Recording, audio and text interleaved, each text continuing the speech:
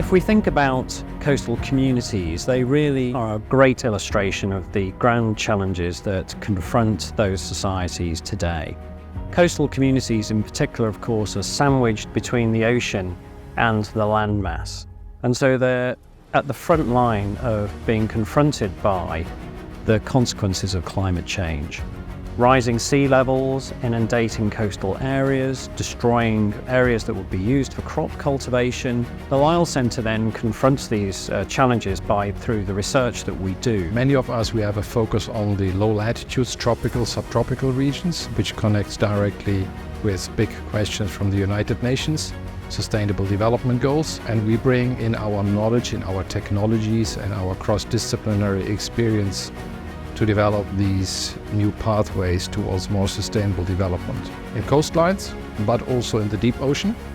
So that goes out into the really deep ocean and into the hinterland of the continent. We have done a lot of work in terms of mainstreaming biodiversity into coastal development in South America, in Peru, in Colombia, also in Ecuador, in Galapagos, looking into marine protected areas and stakeholder involvement. There is also projects in Vietnam with respect to plastics and so on, minimizing the impact. Well, internationally we have well over 20 projects that are near completion, have just been completed or are currently ongoing.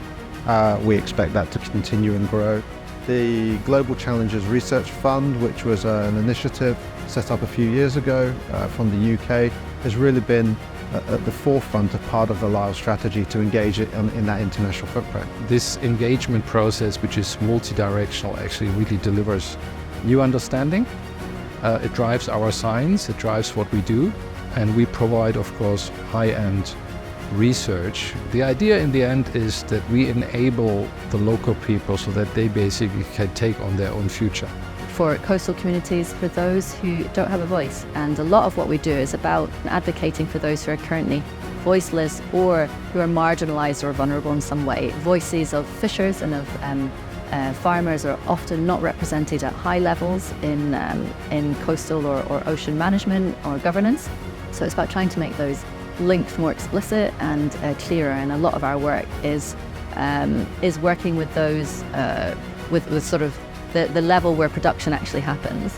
So science is driven and has always been driven by innovation. And new technologies have always driven science.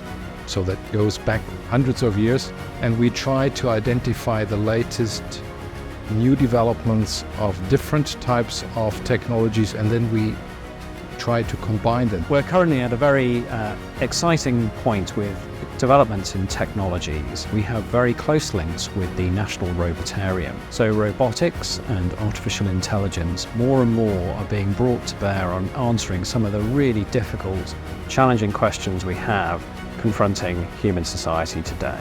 We hope that we can be a beacon and a catalyst for other activity, whether or not that's on Heriot-Watt's campus here in Riccarton, but also the other campuses based in Orkney and down in the borders within Scotland, but also our Malaysia and Dubai campuses globally.